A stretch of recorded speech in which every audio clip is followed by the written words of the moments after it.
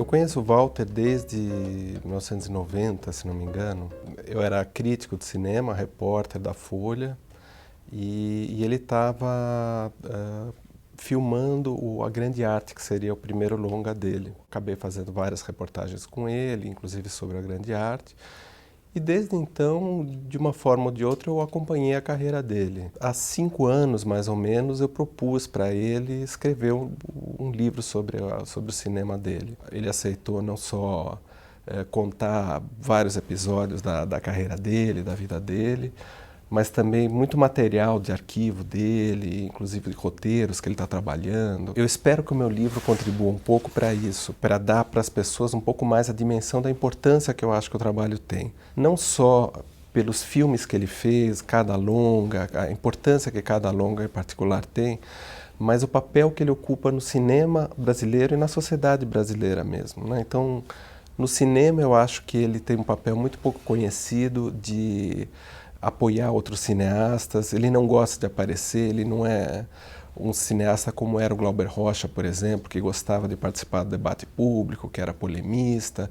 Eu acho que muita coisa que se faz hoje de interessante no cinema brasileiro tem a mão dele diretamente, assim como ele resgatou alguns cineastas já esquecidos brasileiros que são fundamentais, como o Mário Peixoto, que fez O Limite, por exemplo. O Walter pouca gente conhece, mas ele apoiou até financeiramente o Mário Peixoto no final da vida, e o Walter cuidou de fazer a digitalização e a restauração do Limite, que, na minha opinião, é o maior filme que já se fez no Brasil.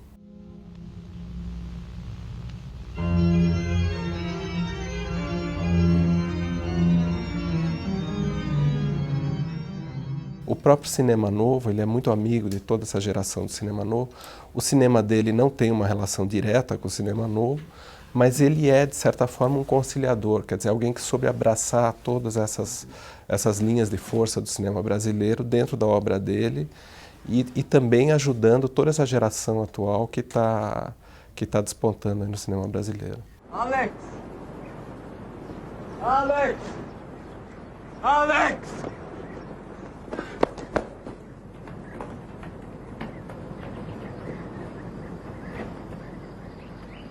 Onde você vai? Tô voltando para Lisboa, não pode... Ele é mais ou menos o retrato emocional e artístico daquele momento do Brasil, da era Collor, né? Que era uma época de ruptura, onde a economia teve o confisco econômico foi criminoso, foi uma coisa que traumatizou toda a sociedade.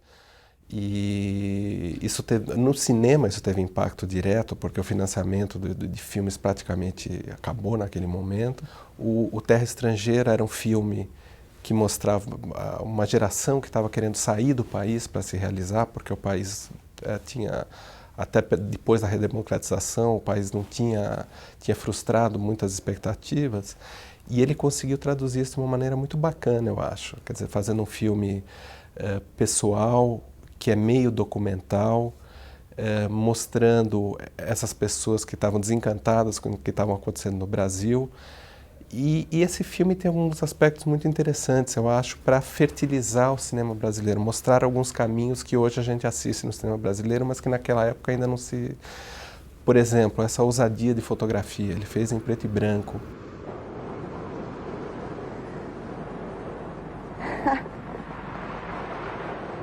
Foi muito ousado filmar no exterior, como ele fez.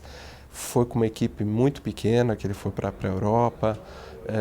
Da Europa foram 3 ou 4 pessoas para a África para filmar aquela cena do navio, que é uma cena belíssima, que mais ou menos marca esse filme. E, indiretamente também, foi um resgate da MPB, com a música Vapor Barato, que é cantada pela Gal Costa, que ele pegou. Eu acho que aquilo traduzia um momento em que o Brasil estava tentando se redescobrir, se a autoestima estava voltando para o país. E vou tomar aquele velho navio. A gente chega em casa, pai. E eu acho que ele pegou pela MPB, ele pegou e apontou um norte aí para a sociedade brasileira, que é de se reencontrar. E eu acho que isso, a melhor expressão disso que eu estou falando, acabou sendo Central do Brasil alguns anos depois. Eu acho que o Central do Brasil é o produto perfeito para mostrar um país que se reencontrou.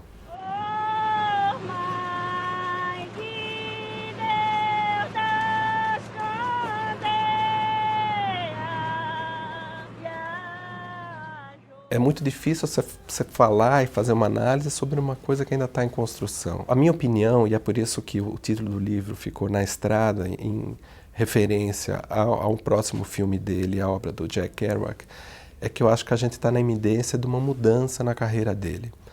Eu acho que primeiro ele provou que era um grande cineasta brasileiro e projetou o cinema brasileiro no exterior com o Central do Brasil. Com Diários de Motocicleta, ele mostrou que ele era um cineasta latino-americano e ele soube traduzir a América Latina para os latino-americanos e para o mundo. E agora, com On the Road, ele vai conseguir fazer isso mais uma vez nos Estados Unidos.